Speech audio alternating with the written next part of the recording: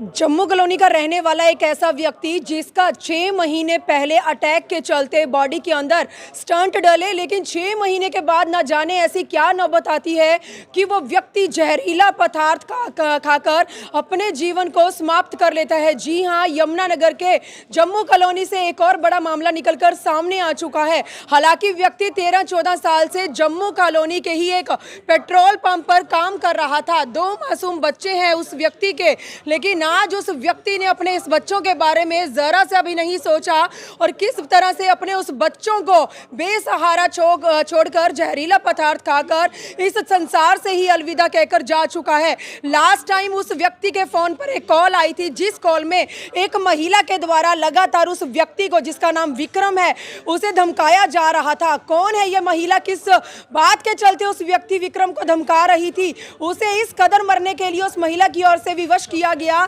कि आज वो व्यक्ति इस दुनिया को छोड़कर जा चुका है। जी हाँ, 10 तारीख की सुबह उस व्यक्ति ने जहरीला पदार्थ खाया।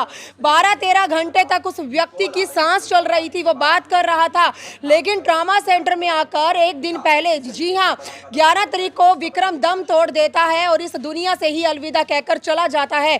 इस बात का खुलासा होना बहुत जरूरी है कि वो महिला उस व्यक्ति विक्रम को क्यों फोन कर रही थी, किस बात के लिए उसे धमकाया जा रहा था और इस कदर क्यों उसे धमकाया गया कि वो परेशान होकर मरने के लिए विवश हो गया और उसने इतना बड़ा कदम उठाया कि बेटा, आप देख सकते हैं, आज ये मासूम जो ITI की पढ़ाई कर रहा है, इसकी एक छोटी बहन है, माँ है, लेकिन परिवार आज पूरी तरह से टूट चुका है। माँ बेसुध हो चुकी है। किस तरह से घर की, जी हाँ, एक पिता को घर की रीढ़ की हड्डी माना जाता है, बच्चों की रीढ़ की हड्डी माना जाता है, जिसकी कमाई से पूरे परिवार का पालन पोषण होता है, लेकिन आज ये परिवार पूरी तरह से टूट चुका है और परिवार के ऊपर इस समय दुखों का पहाड़ टूटता नजर आ रहा है। जम्मू कॉलोनी से यह बड़ा मामला सामने आया है। मेरी आप लोगों से अपील है, इस खबर को ज्यादा से ज्यादा आप शेयर करें। जी, क्या नाम है आपका? मेरा नाम विशाल है जी। विशाल। विशाल, क्या हुआ पापा को?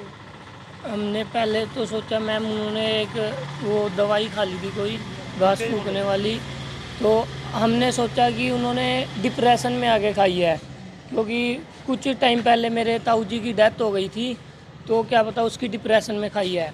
तो हमने रिपोर्ट में भी ये लिखवाया कि डिप्रेशन में खाई है, पर अब जब पापा का फ़ोन ऑन किया है तो उसमें ना एक रिकॉर्डिंग सामने आई है, तो उसमें वो कह रहे हैं कि मैं आत्महत्या कर लूँगा। आगे से बैंक वाले कह रहे हैं जी हमें उससे कुछ नहीं लेना, कह रहे जी हमें हमारे पैसे दो, चाहे आप जो मर्जी करो, नहीं आपकी हम बेइज्जती करेंगे। उन्हें टॉर्चर किया जा रहा था जी बहुत टाइम से, वो बहुत टेंशन में रहते थे। कौन सा बैंक है? बैंक का सर रिकॉर्डिंग है हमारे पास, वो आपको सुना देंगे हम। क्यों लिया था लोन? लोन वो हार्ट की उनके ना जी छल्ले पड़े थे, स्टंट डले थे, तो उसके लिए थोड़ा खर्चा हो गया था, तो उसके उसमें ही लोन लिया था जी हमने। तो उसके बाद पापा काम क्या करते थे?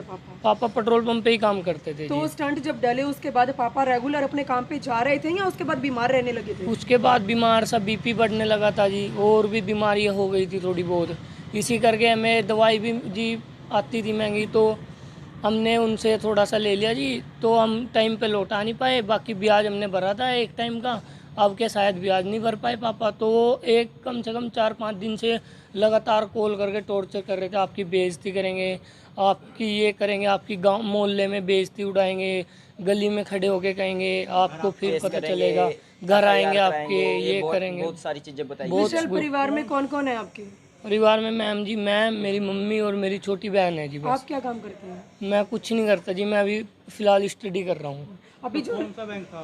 बैंक का नाम बता। बैंक का नाम SBI से रिलेटेड कुछ है, SBI इंस्टेंट कुछ ऐसे नाम से बैंक के अंदर रिकॉर्डिंग के अंदर नाम आ रहा है। नाम आ रहा है इससे? हाँ जी, लेकिन नाम उसमें क्लियर नहीं आ रहा है, लेकिन हमारे पास उनका कॉन्टैक्ट नंबर है, हम उनके कॉन्टैक्ट नंबर के थ्रू हम उससे पता कर सकते हैं कि कौन सा बैंक है। क्रेडिट कार्ड लोन है क्योंकि ये। विशाल, अब तो पुलिस को सूचना दे दी गई होगी आपने? नहीं जी, अभी देंगे, अभी तो अचानक से वो हुई है, अभी अभी रिकॉर्डिंग आई है। और हमने मैम हमारी ये तुरंत आपको मांग है, बताया। हम तब तक अपनी बॉडी यहाँ से नहीं लेना चाहते जब तक उनके ऊपर कोई केस ना हो। और पहले हमारे को विक्रम के क्या लगते हैं? मैं इसका भाई हूँ, इसका दोस्त हूँ, इसके गली के रहने वाला हूँ, ठीक है मैम।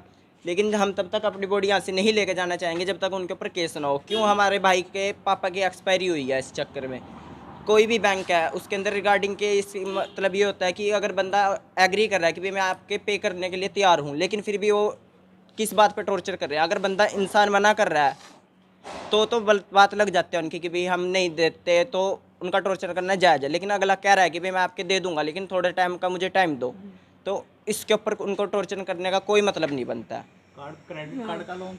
हाँ जी, क्रेडिट कार्ड लोन था। विशाल, पापा ने कब ये जहरीला पदार्थ खाया था? क्या? ये 10 तारीख को शायद 11 के लगभग ही, मैं 11 तो साढ़े ITI 11 में ही बजे था के मैम, मेरे को पता नहीं है जी। पापा के साथ हादसा कब हुआ? हादसा भी मैम, ये तो हम हॉस्पिटल ले गए, वो गली में आए, उनके उल्टियाँ लग रही थी, तो हमने देखा उन्होंने कुछ कर लिया है, तो हम यहाँ पे ले आए यमुनानगर इसमें सरकारी अस्पताल में, यहाँ से वो रेफ़र कर दिए वो यहाँ से अम्बाला। जहरीला पदार्थ खाने के बाद कितने समय तक पापा की सांसें चल रही थी? बातचीत कर रहे थे पापा? हाँ जी, बातचीत कर रहे थे, 12-13 घंटे तक उनकी सांसें चल रही थी। उस दौरान पापा ने कुछ बताया आपको? उस टाइम मैम वो उन पे बोलना नहीं जा रहा था, जुबान तुतला रही थी। बतला रहे थे। चलिए, बड़े लोग भी हैं परिवार के, एक बार इनसे भी जान लेते हैं। विक्रम के क्या लगते हैं? हाँ, मैं चाचा हूँ जी उसका। चाचा, क्या कहना चाहोगे?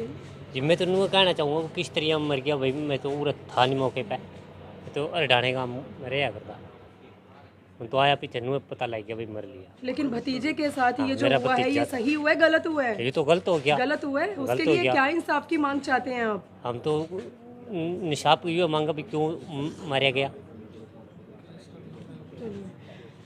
तो पुलिस के द्वारा विक्रम के शव को यमुनानगर के शव गृह में लाया जा चुका है। तस्वीरें मैं आपको यमुनानगर के शव गृह के बाहर से दिखा रही हूँ। परिवार वाले यहाँ पर मौजूद हैं, लगातार पुलिस के आगे इंसाफ की गुहार लगाते नजर आ रहे हैं। जम्मू कॉलोनी के रहने वाले एक व्यक्ति को किस कदर मरने के लिए विवश कर दिया जाता है। 10 तारीख को व्यक्ति अपने ही घर में जहरीला पदार्थ खाकर अपने जीवन को समाप्त कर लेता है। हालांकि उस व्यक्ति की 12 से 13 घंटे तक सांसें चल रही थी, वो अपने परिवार से बात कर रहा था, लेकिन मतलब आप देख सकते हैं कि किस तरह से उस व्यक्ति ने यमुनानगर के ही ट्रॉमा सेंटर में एक दिन पहले शाम के 5 बजे दम तोड़ दिया। लास्ट में जब फोन में चेक किया गया तो उस व्यक्ति के फोन पर बैंक से रिलेटेड किसी महिला का कॉल आया था, जिसमें उस व्यक्ति को मरने के लिए उकसाया गया। व्यक्ति की ओर से लगातार बोला जा रहा है कि मुझे थोड़ा और समय दिया जाए, मैं बीमार हूं, लेकिन महिला जिससे बात हो रही है वो बदतमीजी कर रही थी। रिकॉर्डिंग में हर चीज जो है पूरी तरह से क्लियर है,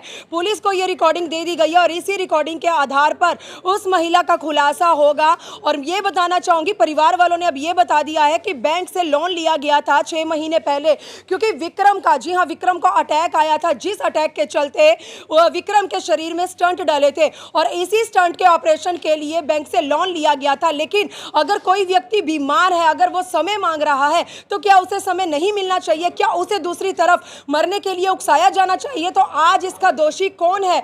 आप देख सकते हैं, बच्चे आज पूरी तरह से बेसहारा हो चुके हैं और अपने पिता के लिए न्याय की गुहार लगाते नजर आ रहे हैं। परिवार वालों ने साफ बोल दिया है, जब तक दोषियों के खिलाफ कार्रवाई नहीं होगी तब तक पिता का जो यहाँ से शव है वो घर तक नहीं ले जाया जाएगा, तब तक शव पोस्ट शवगृह के अंदर ही रखा जाएगा। तो एक बड़ी खबर के साथ यमुनानगर के शवगृह से मैं लाइव जुड़ी हूँ। मेरी आप लोगों से अपील, इस खबर को शेयर करें ताकि दोषियों के खिलाफ जो सख्त से सख्त कार्रवाई है वो हो सके और विक्रम की आत्मा को शांति मिल सके।